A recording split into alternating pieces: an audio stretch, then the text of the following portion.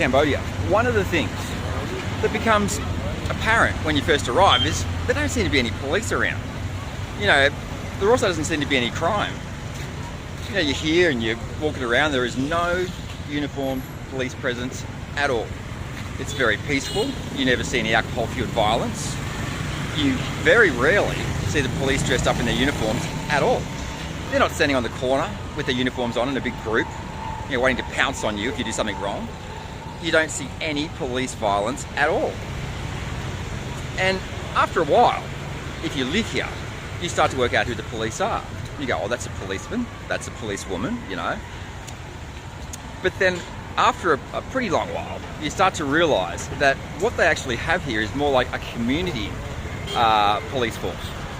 For instance, my coffee lady, the lady that I get coffee off in the morning, I just realised yesterday that she's actually a policewoman and she makes coffees. And I know that because they had a special function yesterday morning here and they all had to get dressed up in their uniforms and go down to the river. So when I went to get my coffee yesterday morning, she's dressed in a police uniform. So it suddenly dawned on me that I'd been confiding in this policewoman this whole time and telling her my whole life. So that's the way that they police here, which is a much more effective way than the thuggery that we get back in Australia, I must say. Could have done anything in front of her. Not that I do illegal things, but I could have. And it was quite insightful. So that's what they do here in Cambodia. That's how they police the community.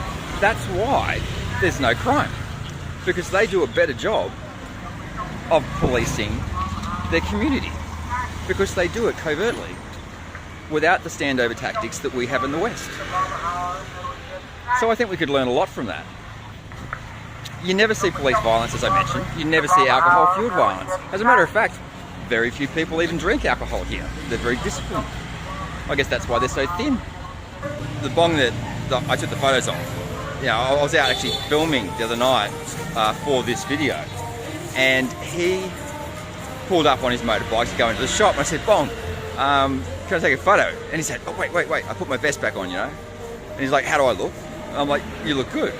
And so I take the photo, and I show it to him, and he's like, oh, #1, you know. But imagine asking a police officer in Australia to get a photo. I mean, they would be looking for ways to get you in trouble of all the problems that you've seen over the years with that type of thing in Australia. And you simply do not get that here. Even when you see the police arrest people here, they do it in such a manner that it's calm, no violence. They're not jumping on you or, you know, attacking you or anything like that, like they do in Australia. Which begs the question, why does it happen in Australia? How is it that the Khmer do such a great job of policing their community and have such a peaceful environment in this respect, and we don't?